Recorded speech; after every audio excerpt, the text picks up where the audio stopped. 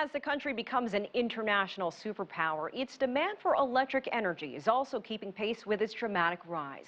Brazil could soon reach 200 million inhabitants, catching up with the United States in population.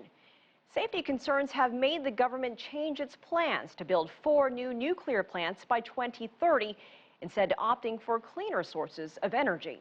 Leaders decided to harness the raw power from many of the Amazon's tributaries by building scores of hydroelectric dams.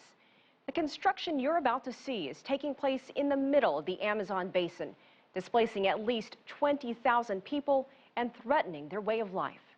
CCTV's Sean Calebs takes us there for a look at the largest and most controversial project called Belo Monte.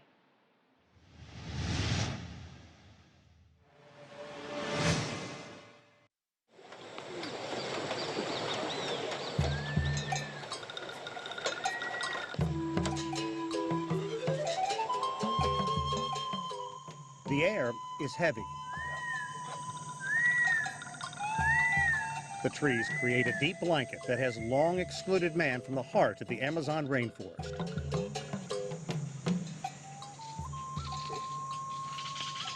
But deep in a remote section of the Brazilian state of Pará, man and machine are clawing at rock to carve out what will be the 3rd largest hydroelectric dam in the world. It's a complex project called Belo Monte, being developed by a consortium of 18 construction and mining companies under the name Norte Energia. Dripping water, tons of rock, and construction crews that seem to run amok. Se a gente olhar no momento, nós estamos realmente fazendo uma devastação. Depois, quando a gente integrar isso aí à natureza, isso aí já não é uma coisa assim que mostra que houve uma devastação. However, legions of critics disagree. They contend it is destroying the environment and the Xingu River, one of the Amazon's chief tributaries. We're in the belly of the beast. This will be flooded when it's completed. You're looking at what will be the face of the Belo Monte Dam. And up there, the massive turbines will go into place that will generate all the electricity that will be used. By any standards, this is a massive construction project. To put it in perspective, more earth is being moved here than in the entire construction of the Panama Canal. And all this has been done in just the past couple of years. It will take an additional 6 years, under the best of circumstances, to fully complete Belo Monte. Brazil's growing population and growing prominence as a global economic power is fueling the government's desire to build Belo Monte.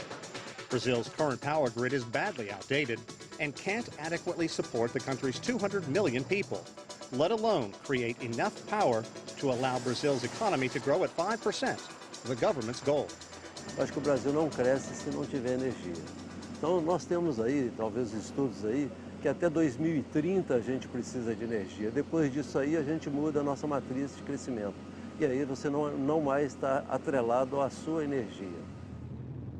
To meet this demand, Brazil wants to build 60 dams on Amazon tributaries over the next decade to create hydroelectric power. When construction is complete here, Belo Monte is supposed to generate as much as 11,000 megawatts of electricity. In simple terms, enough to power 18 million homes, businesses, and factories. We are talking about a lot of things that is going on right now here in the Amazon. Eduardo Braga is one of Brazil's most powerful senators and a staunch supporter of hydroelectric power. Otherwise, we have to have atomic energy, nuclear energy, and otherwise we're going to have a thermal generation. See, every day we made a footprint in the environment. The government says Belo Monte will cost $13 billion to complete, but delays and lawsuits could double the cost. Brazil's taxpayers are funding close to 80% of the project. Still, Braga and the government repeatedly say to anyone who will listen that once completed, Belo Monte will create clean energy, unlike the burning of fossil fuels. The question is, what's the cost benefit of this footprint? Is this cost important enough to justify this footprint? I would say Belo Monte is one of the best cost benefit that we have in Brazil. However, there are legions of critics who say nonsense, that Belo Monte is an environmental, economic, and social disaster in the making.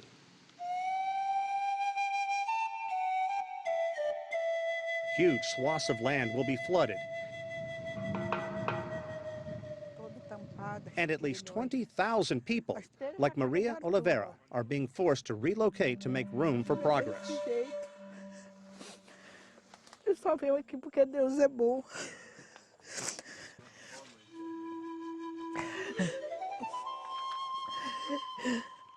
In one fell swoop, Oliveira was driven from her 200 hectares of land, and the house she called home for 23 years was destroyed.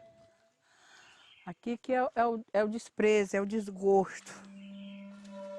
A gente ter as coisas da gente, o camarada faz uma coisa dessa. Me mataram. Oliveira said she had everything she needed at arm's length: Do lado de lá aqui é boa. fruit trees, clean water, livestock, and crops she planted. Vamos ver se eu vou lá.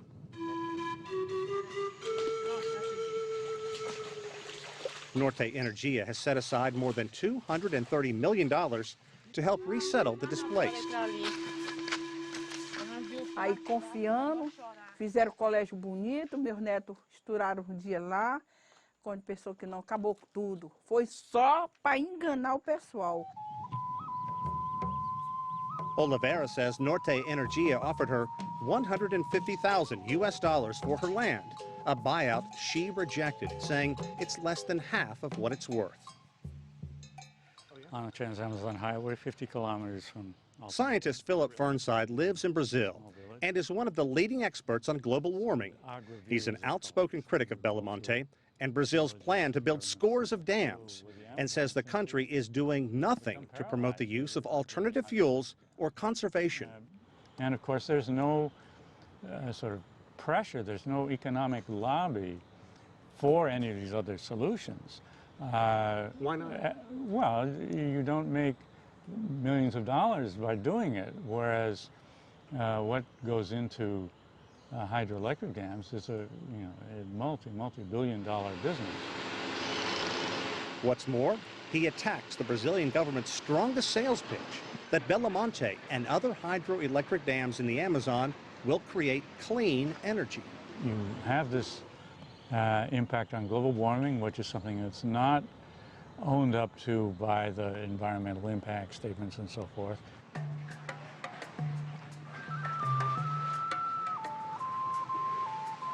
Thousands of acres of lush rainforest will be flooded in Para to build Belo Monte. The problem is, all that vegetation doesn't just magically go away. So everything that decomposes turns into methane instead. And that's where you're taking the water for the turbines. It's coming out of the bottom of the reservoir, basically. And then it's released to the air at 1 atmosphere of pressure. Fernside says it provides a huge spike in greenhouse gases, methane and carbon dioxide, something he says the government is concealing.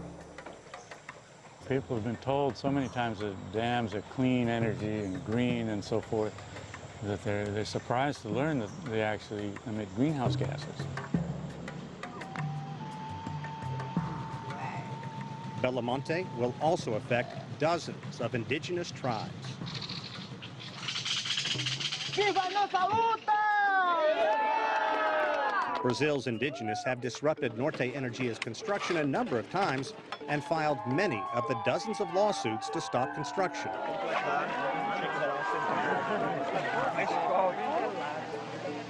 But the shutdowns have only proved temporary. After each one, Norte Energia returns to the big dig. Nós tentamos aí, quando nós adquirimos a licença nossa, o IBAMA viu quais eram os impactos que essa obra iria causar no empreendimento. Nessa parte indígena, nós não temos nenhuma área indígena em que o reservatório vai utilizar. Podemos estar usando alguma área de perambulação dele ali, mas não usamos nenhuma área indígena. Chegou chuva. Megaron is one of the leaders of the Kayapo Nation.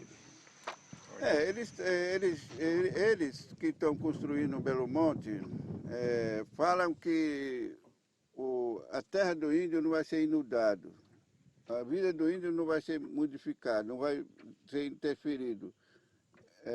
Isso é mentira. Kayapo and others say the water is now frequently polluted, harming fishing, a staple of their diets, and rendering the water undrinkable.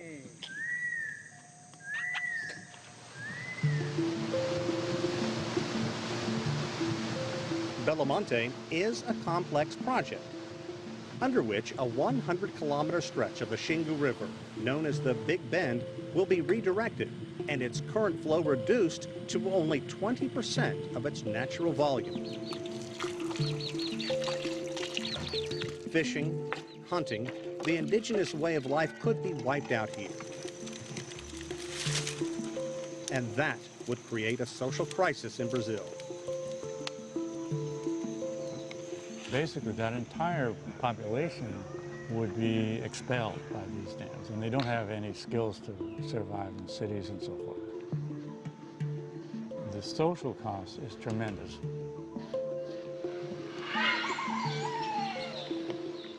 When you are talking about forests, when you are talking about Indians, when you are talking about water, animals, always we can romantic too much this matter. The last chapter of Belo Monte is being written right now. With so much work already completed here, shutting down Belo Monte will take a Herculean effort. And if the dam allows Brazil to further establish itself as a global economic power, the legacy here could be at what cost? Correspondent Sean Calebs joins us now on set. And since you've returned from the Amazon, Sean, what has happened with Belo Monte? Well, I think for the indigenous population and the organizations that have been protesting it, it's certainly a setback. Recently, the president of Brazil, Dilma Rousseff, came out in support of that dam. It's something she has backed a long time. It wasn't a big surprise. But what this does is takes it the next step forward. There's going to be no more, at least in the near future, stoppage on this. It's got the president's backing. They're moving ahead. You saw how much construction they had done in just 2 years. It is going to be very, very difficult for anyone to stop construction on that project now. All right, Sean Calebs, thanks for that update. We're actually featuring another story from your time in the Amazon later on in the show. Sean, thanks.